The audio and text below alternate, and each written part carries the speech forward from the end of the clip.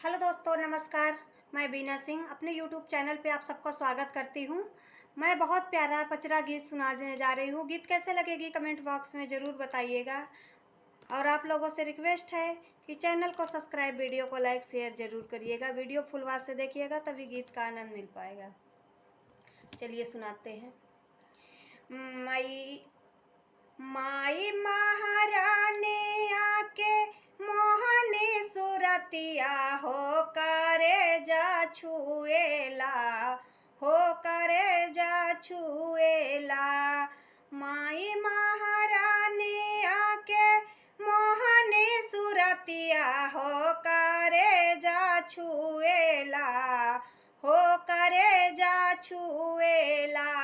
जैसे अढ़ाउल के फूलवा रस चुएला, हो रस चुएला। माई महारानी आके मोहनी सुरतिया हो करे जा छुएला, हो करे जा छुएला। जैसे अढ़ाउल के फूलवा रस चुएला, हो रस चुएला।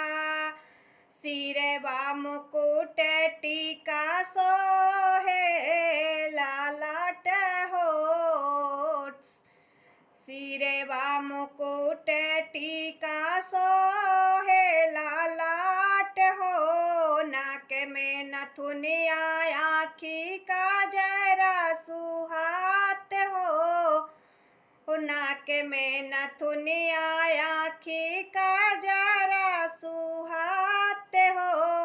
लाल लाल ओठवा पे, लाल लाल ओठवा पे सोहे लाल लैया हो करे जा छुएला, हो करे जा छुएला। माई महारानी आके मोहनी सुरतिया हो करे जा छुएला, हो करे जा छुएला। कान में कुंडाल सोहे गाले सोहे हारावा, कान में कुंडाल सोहे गाले सोहे हारावा। रात हो या दिन चमके सूरती गजरावा, रात हो या दिन चमके सागर का गजरावा।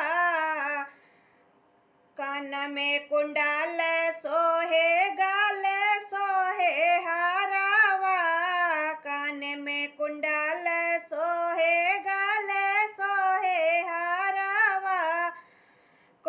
केसिया संभारे बाटे माह के गजरवा हो करे जा छुएला, हो करे जा छुएला। रात हो या दिन चमके सूरती का जरावा, करे जा छुएला, हो करे जा छुएला। माई महारानी आके मोहनी सुरतिया हो करे जा छुएला, हो करे जा छुएला।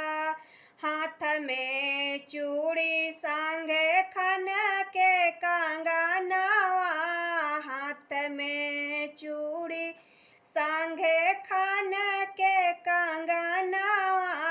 पाउआ पयलिया चमके रंग भी रंगावा, बिन लगाए बाटी माई से विनीतिया, बिना लगाए बाटी माई से विनीतिया। हो करे जा छुएला, हो करे जा छुएला। जैसे अढ़ाउल के फूलवा से रस चुएला, हो करे जा छुएला। गीत कैसी लगी दोस्तों कमेंट में जरूर